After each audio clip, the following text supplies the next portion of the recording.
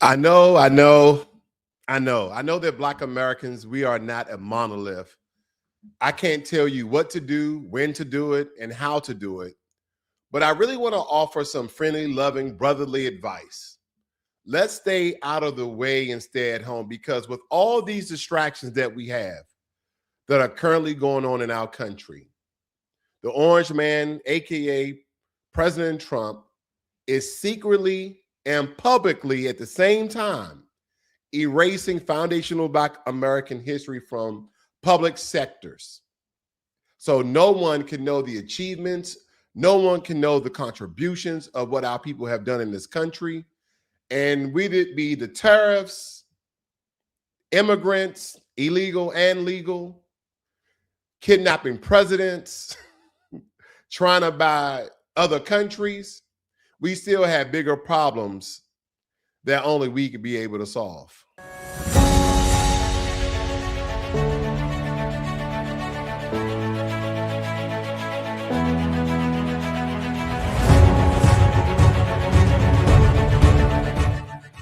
So let's start off being very, very real from the jump, because clarity is one of those things missing in moments like this. This is not our fight. This is not our protest. This is not our war, and definitely not our children's bodies to put between federal agents and people who are not legally supposed to be here in the first damn place. Now, Black Americans did not build this country just to be used as human shields for everybody else's chaos. And that's the part that nobody really wants to say out loud. Every time that something pops off in the country, immigration, foreign conflicts, religious wars, cultural wars, somebody looks around and says, where are the Black people at? Why are the Black people out here not here protesting? Not because they care about us, but because historically we've been the shock absorbers. We absorb the violence, the blame, the moral guilt, the consequences, and then we get told to be quiet afterwards. This ICE moment, this is not ours. Whether you agree with ICE or not. To me, it's very irrelevant.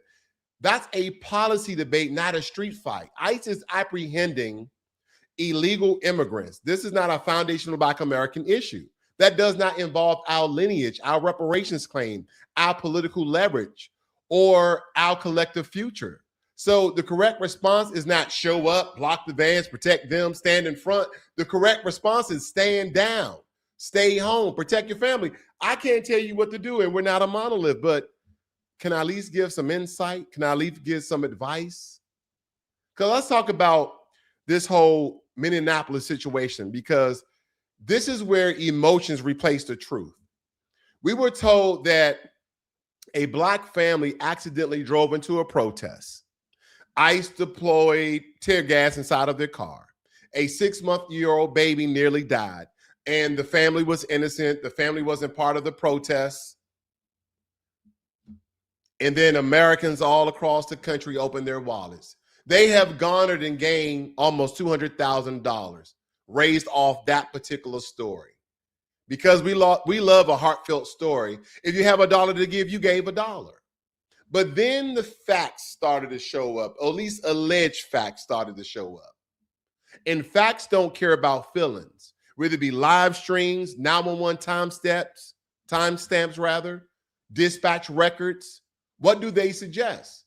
That both parents were outside the vehicle, actively present at the protests, while I heard different reports, 3 to 6 children were left inside the car, unattended for close to 45 minutes.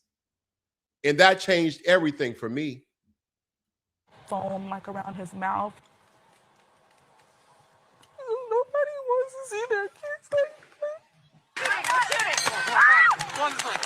Chaotic moments in North Minneapolis Wednesday night as chemical gas, flashbangs, and fireworks were exchanged. We were leaving South Minneapolis from our son's basketball game at Anderson Middle School.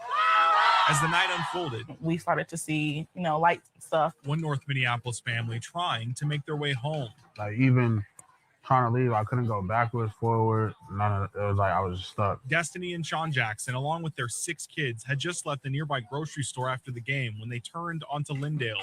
Sean says they tried to take a side street after they saw the crowds. There's nothing we can do if it's blocked off. Sean and Destiny say they were stuck between crowds of protesters and law enforcement. When law enforcement tried to disperse the crowd, all we heard was boom, and every airbag deployed. They say a flashbang went off near their car as tear gas enveloped them. And I was screaming to my oldest son, Sean. I'm like, get out, get out. Like, I can't, Mom, and I can't breathe. Destiny says bystanders pulled her into a home to check on her as she screamed that her 6-month-old child was still in the car. He was just like lifeless, like he had like foam like around his mouth, and you can see he had tears coming out his eyes. I was getting him mouth to mouth, and I remember stopping and I said, I will give you all my breath till you get yours back, because nobody wants to see their kids like that. The family was taken to the hospital, all now okay. Like my kids' stuff is still in the car. My son's school stuff. A family on their way home, caught in chaos. And Now, I know a lot of us are just hoping, praying, and wishing that this alleged story is true rather than fake, fraud, and fraudulent, because that's what a lot of the reports that have been coming out behind this, okay? A lot of reports have been coming out behind this. 6 young children is evacuating an SUV engulfed in tear gas during protests in Minneapolis. There's kids in the car! There's kids in the car! Record that! There's kids in the car! Destiny Jackson told CNN they were driving home from her son's basketball game the night an immigration agent shot a man in the leg. They didn't know, though, a protest was underway. Guys, this stuff helps. Again, that's the tell of the tape of what occurred with that incident. Now, this stops being an ICE story and becomes a parental negligence story if these allegations are true. And the silence afterwards, that's loud. No clarification, no correction, no accountability, just quiet. Because again, we're going through some of the tapes here that I want you guys to see of how that this is possibly a fraudulent act. Because right after this, they started a GoFundMe. Okay. Here it states, remember the family that raised $200,000 after claiming ICE tear gassed their baby while they were just driving home from a basketball game. And they show them in a crowd, which seems to be part of the protest, and both of them are present. And while this was occurring, they are allegedly supposed to be in the car with 6 children unattended for at least 45 minutes, supposedly, okay? I'm just pointing these things out. Saying that ICE tear gassed a 6-month-old, so I had to do a little bit more digging.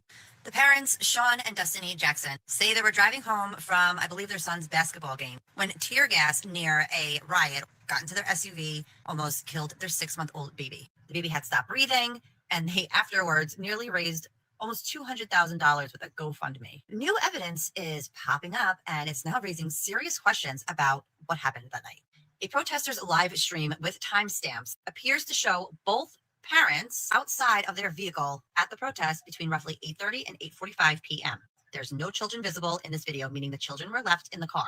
Dispatch records show a 911 call that happened around 9:22 p.m. This suggests that the kids were left in the car unattended for almost 45 minutes. Public records also show that the mother, Destiny Jackson, has a prior conviction related to a murder-robbery case, which has fueled accusations of fraud. The family has not responded to these new accusations, and the story is still developing. I'm going to play the 911 dispatch call that was placed about the tear-gassed child. You'll see the. Now, for those who like to follow timelines and timestamps, maybe you used to be historical conspiracy theorists. These timelines actually line up with this lady is stating, and I think it's important because these, again, I started off telling you the premise that foundational Black Americans are not a monolith, but that does not mean that people don't judge us as such. And I know those people who do that are usually race baiting. They are, white supremacists or white supremacist affiliate that think that one family, one person like a Jussie Smollett that will speak for the larger demographic of 48 million people. We know that to be untrue, but that's the country that we live in, unfortunately. And if this is founded that this is absolutely true, I know it's hard for me to say this. It's not that it's going to look bad for you. It's going to look bad for me. It's going to look bad for everybody, really. Okay, because again, $200,000, you had the Somali girl who pretended like she got assaulted, even though she's not a foundation Black American, but they just look at Black people, especially in America, as a monolith. That's why the delineation movement is something very powerful, because if you're going to label us as such, make sure you label us correctly. Let me let you guys listen in on this 911. Timestamps. That's been exposed to tear gas at 404 India, engine 4. We got a report to 626 23rd Avenue North, a baby that's been exposed to tear gas. So clearly, this is still a developing story, considering that the family has not responded for comment about the timestamps not lining up, why they're in these pictures during this live stream. So follow for straight news. And on their way home from basketball practice, and they said that ICE threw tear gas at their car, and it almost killed their 6-month-old baby. And then everybody said, see, told y'all Black people was next. They targeting Black people. Remember that? Look who was found at the protest an hour before their car was hit with tear gas. There go to mom. Now, that is why that timestamps are important from the 911 operator, because they was out there protesting an hour before their car was hit. Okay, before that made that call. So that's utterly important to this case. Just chilling. Didn't seem like they was just coming home from basketball practice and they happened to get caught on the street with ICE. Seemed to me like they part of the crowd. In the video, it was hard to spot the dad, but you can see in this picture right here that dad was in the same crowd. Now, what's crazy is that the point that I made was for the original story they told, which is now proven to be a lie, which was that, why are you stopping at a peaceful crowd with babies in the back seat when you know the block is hot? Because they said they stopped at the crowd and they saw the mother-in-law there, and next thing you know, ICE was in front of them and behind them, boxed them in, tear gas went off, baby couldn't breathe. Even with that story, I was like, why are you stopping at a crowd with a baby in the backseat? But now you telling me y'all was at this protest for a full hour with the kids in the car. That is far much worse than I thought. And I gave them the benefit of the doubt. I didn't even say they were lying. I just said, why would you stop at a crowd with children in the back? Can we discuss the bigger issue? Not the parents. The children, 6 of them were unattended in the backseat of this car. And unfortunately, if this, again, all these are just different allegations and alleges here and there, but if this is found to be true, do you know that they could possibly take their children? And some of you may say, yeah, they don't, but I'd rather have the children with the parents. But if the parents are leaving their children unattended, I feel like I'm in a conundrum going back and forth. Because even with this story, foundational Black Americans, we are once again emotionally drafted into defending something we didn't create and didn't benefit from. And here's a part people don't like. Black Americans are not a monolith. I'm going to say it all night. But everybody else treat us like one. They do that all the time. When one Black person shows up to a protest, suddenly Black people are doing this. The Black community support this. Black voters believe that. No other group gets treated like this. And that's why discipline matters. I agree with him. Why are you guys running up on a protest? I would turn my car around. Not my problem. Not my war. Not my fight. Because, again, can't speak for you, can't do for you. I can give some friendly advice. If you are FBA, your present carries weight, whether you want it to or not. So being reckless with where you show up is not bravery. It's irresponsibility. It's irresponsibility. And you know what? Before we move to this next one, talking about Jake Lane, and we got this Sambo dude out there doing this, that, and the other, taking up for this racist guy, I want you guys to really listen in on a message from our sponsor. Don't get mad at me. I'm just asking questions. When did illegal aliens become the top priority of the United States of America? That's my question. My first question. My second question is, when the fuck did Black people start caring whether or not illegal aliens got deported back to their own country? Because I've been around for a while now. I ain't never heard that shit even one day in my entire life up until very, very, very recently. Right? All of a sudden, we got the fake Black Panthers out here talking about they're going to protect illegals from ICE. My question is, you talking about you know, ICE is out here wearing masks and terrorizing the people. Where the fuck was y'all at when niggas was out here wearing masks and terrorizing the community and the murder rate was going sky high, right? And women was getting carjacked at the gas station left and right. We seen mothers chasing the goddamn car down because the baby's still in the back seat. When public transportation went to shit, right? And the people just trying to get to work and get to school feel less and less safe on public transportation because motherfuckers is shooting guns and shooting dope right on the fucking bus. Where the fuck was y'all at then? Don't come to me with this Black Panther, pro-black shit about no illegal aliens and y'all wasn't around when the community was going through shit. The community's still going through shit and y'all wasn't nowhere around. All of a sudden, illegal aliens are threatened to be deported as they fucking should, and y'all outside fake ass bullshit Black Panthers. This fucking light-skinned nigga running around and he from Cali, he ain't from Philly. Yo, man, I'm gonna just say this, and I don't mean no harm, but we are the most easily manipulated people on the face of the goddamn planet. Don't fall for this shit, man. Don't go fucking with no federal agents. Don't go worry about no illegals. Don't be trying to fight ICE because it ain't your fucking problem, man. Raise your kids, get your money, build your credit, get your situation right. You in the land of opportunity. They want to be here. You was born here. You know what I'm saying? You have the opportunity. Don't let these people gas you up and tell you you a victim and you ain't got access. Get the fuck out here and do something for yourself. Don't worry about no motherfucking illegal aliens, man. That's they fucking problem. And I hope they all get fucking sent back to where they came from because I'm worrying about me and mine. Black, white, purple, or green. I care about Americans. Fuck anybody else. Yeah, I can't really follow that one, ladies and gentlemen. Usually I have a lot to say, but that brother took my breath away. That was very powerful and very truthful. But this next one, we're really going to touch on this whole Jake Lang incident that you guys probably been hearing that's been going around these social media streets. What we know about Jake Lang, he's a known racist. He's openly hostile, openly dangerous. And who saves him? A black man. Not because Jake Lang changed, not because he repented, but because the black man said, Jesus told me to love.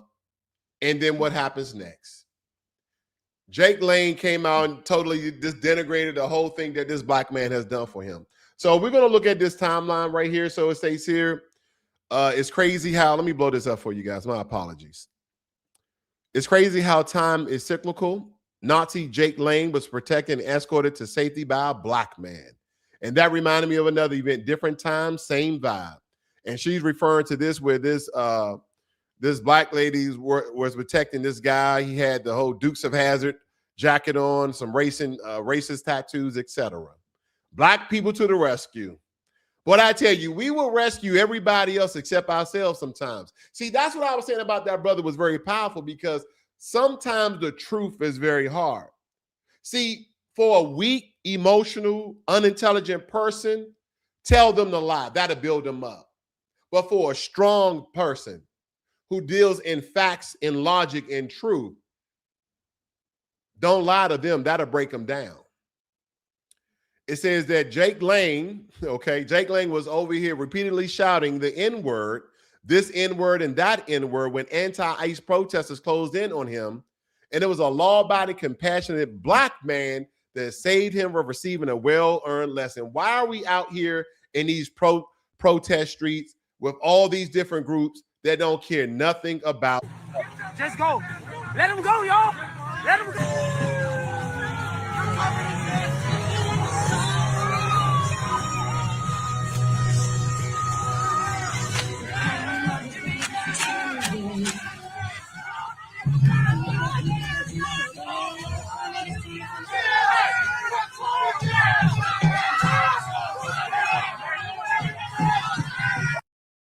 I'm still trying to figure out how is it that we always receive what we never garner, the energy. We never receive protection like this.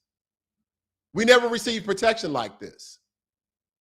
Jake Lang says thank you and then reaffirms that his hatred anyway. about the great white replacement. Ain't nobody replacing white people. You guys have always been the minority. And this right here is not redemption. It's confirmation. This is confirmation. You go down this timeline.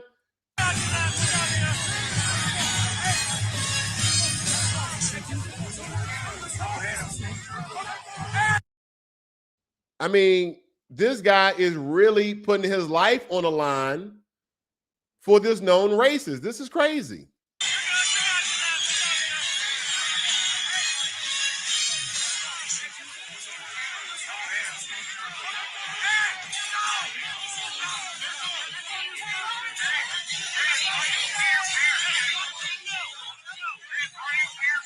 Jake Lang showed up to me. So the crazy thing about this family is that and I know there's always one. There's always one of us somewhere we don't belong. Always one of us somewhere we don't belong and something that we shouldn't be doing. Again, I know this is my perspective, my opinion. There's probably some of you that would have been out there maybe protecting him, maybe. But again, I'm going to let you guys hear what he had to say, because some of you may be on board with this. But my thing is, regardless of my spiritual grounding, my spiritual belief, my morals, my ethics, how about this? I'm just going to remove myself physically from that area. That way I don't have to get involved and things don't have to battle with my spirit.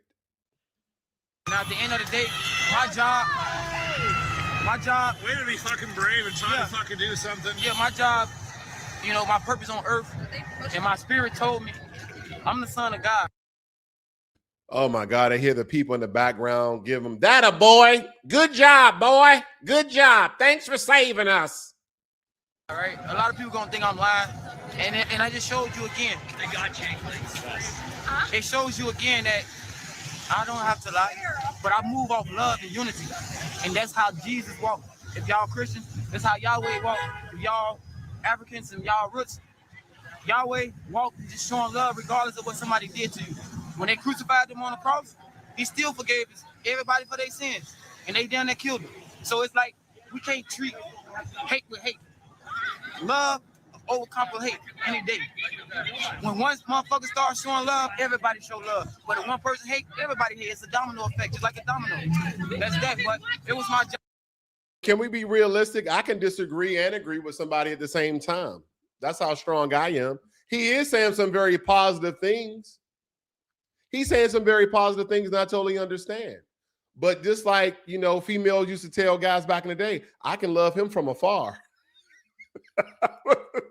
I don't have to be near you. Job and my purpose. We stole his watch. Hey, let me see the watch. Hey, let me see the watch. Hey, watch this. Hey, come here. Hey, someone come here, Melo. Hey, check it out. You, come here. Yeah, you, yeah. Yeah, so look, keep that on. At the end of the day, this what he came. I don't know what this shit is. A fake ass, what they call these watches? Out of my protect. The world is fake. You hear me?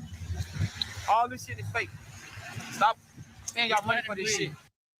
Some people out there say that things are fake, money is fake. Yeah, it's all fake, but death is real. I don't know. Racism is real, but race is fake. Because I even did a video, race is a social construct, because it is.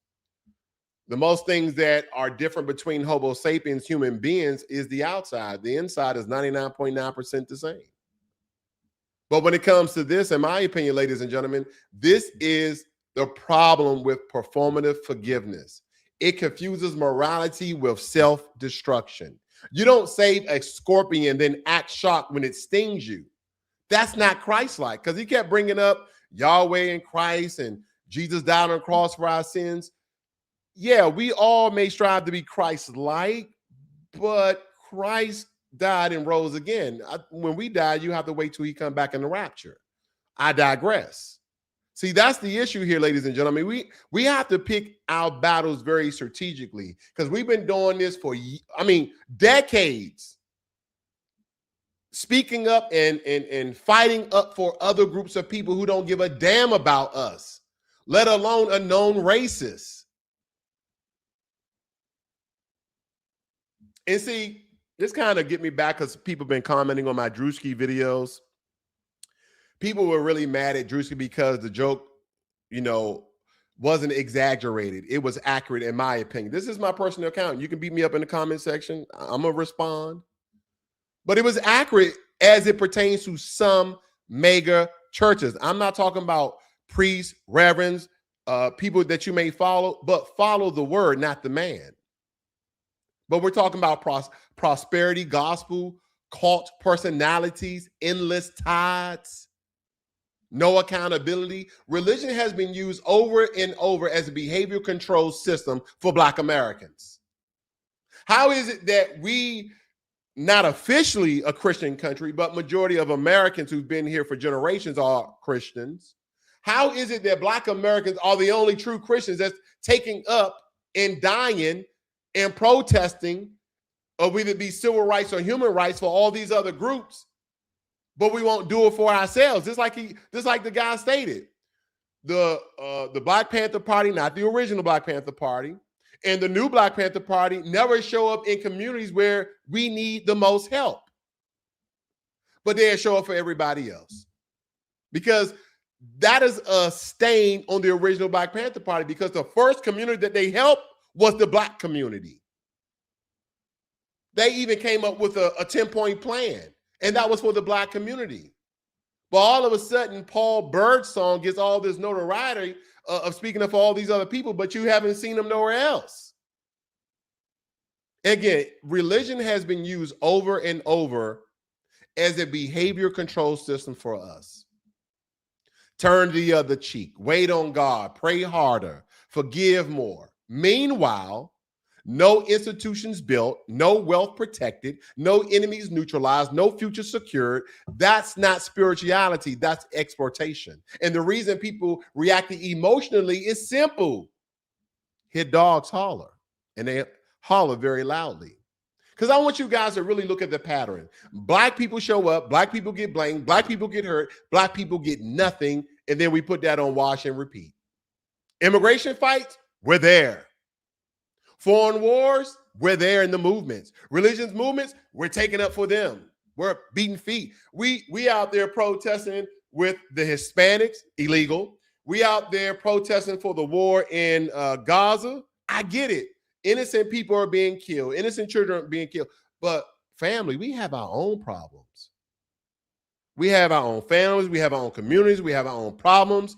We have family members that we can probably help out, that you probably disregarded them, but we're here protesting. We either be on social media or actually on the street. We're part of these religious movements, and none of these groups of people come out in droves to assist and help us. And I know that some of the people that make these comments, more times than not, they're affiliated with a person or people or group from whatever demographic that serves their personal interests.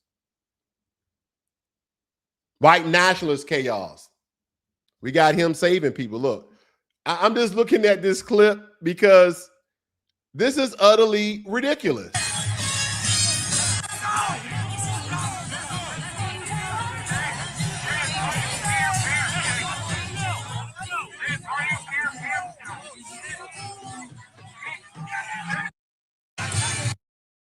And I know some of you are going to see that he's literally the only Black person in the shot, literally, that I can see. But let me tell you guys this. None of these groups will save us when things turn ugly. I've been looking at Twitter, X, whatever you want to call it, for the past 2 weeks, and Elon Musk, the richest man in the world, is on a tangent about white replacement and white people being a minority and white people are dissipating. And once that happened, basically all the non-white people are going to annihilate white people. Lord have mercy.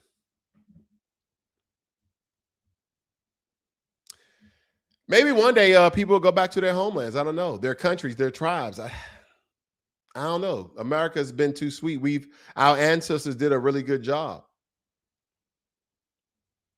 But nonetheless, we're going to be told as foundational Black Americans to stay here and fix it. And for far too long, they have been dependent on our loyalty to this country, while this country has not been loyal to us. While all these things are occurring, all these tariffs here and there, yeah, we should tax these other countries, as we should. We kidnapping presidents. We're trying to pay Greenlanders $100,000 to basically take over their country. We're out here protesting for illegal immigrants that we know, and that was in Minnesota, no less. So were you protesting for illegal immigrants or the immigrants who committed the billions of dollars in fraud? I don't know. This is a suicide pact, in my opinion. We're killing ourselves. They talking about black on black crime. This is stupid on stupid crime, in my opinion. Because if you are FBA, avoid ICE operations, in my opinion. Avoid immigration protests. Avoid shielding other people's conflicts. Avoid being used as a moral cover. Your job is not to save the world, because nobody saves us. Your job is to protect your lineage, if anything. Protect you, protect your family, protect your community, protect your lineage, because nobody else will. Because when you're out here protesting for all these other groups because you feel they're being, assaulted and humane acts have been, done upon them, who has your back? Will they have your back? Just because you may see, there's a black protest and maybe there's one Hispanic person out there, one Asian person out there, one white person out there.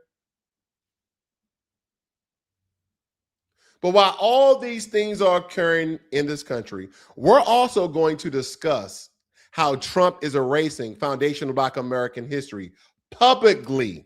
He's doing it publicly while the distractions of all these terrorists and immigrants and kidnapping presidents and trying to buy countries. When people say that we live in a system of white supremacy, it's very easy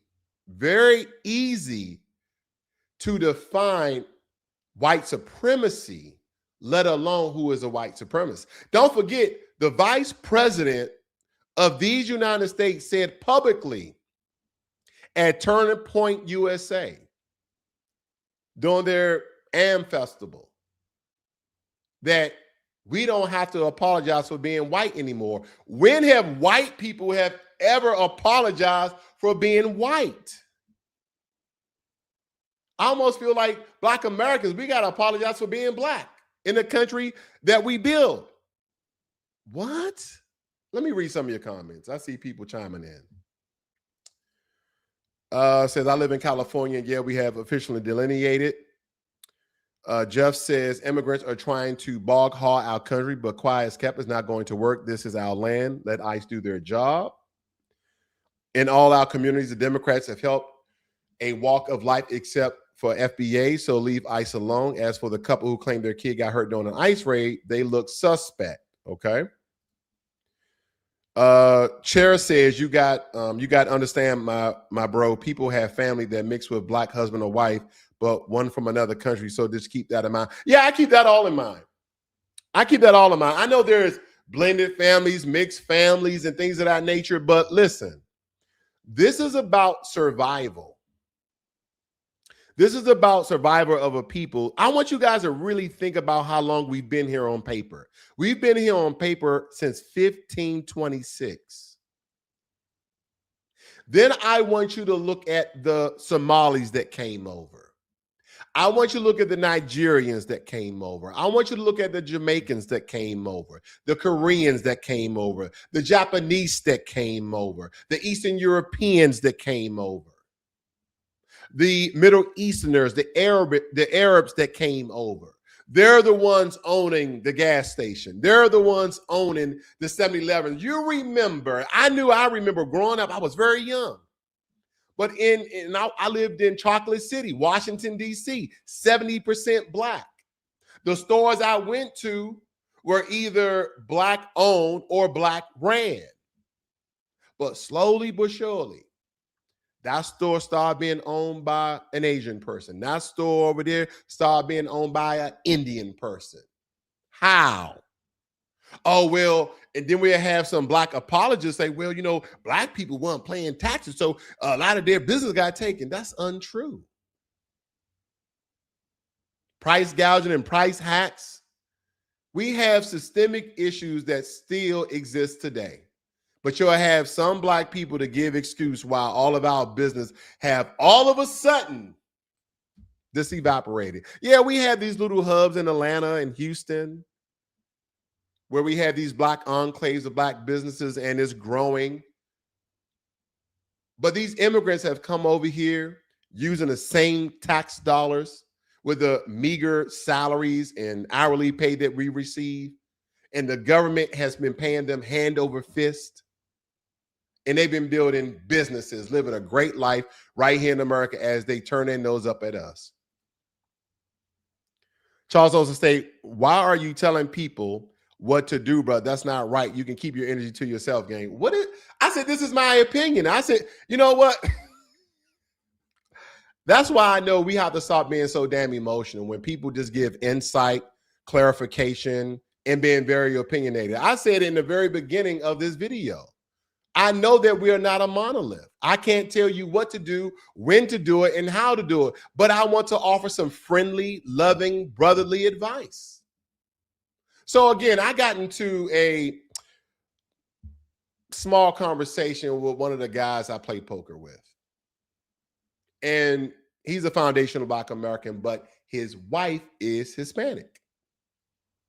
Do I need to say any more what the conversation was about? He watched some of my material. He didn't agree with some of my material. And as we were talking, and at this time, I didn't know that his wife was Hispanic. I was like, why is he fervently, really protecting and defending this? Oh, that's right. His wife is Hispanic. FBA salute to you guys.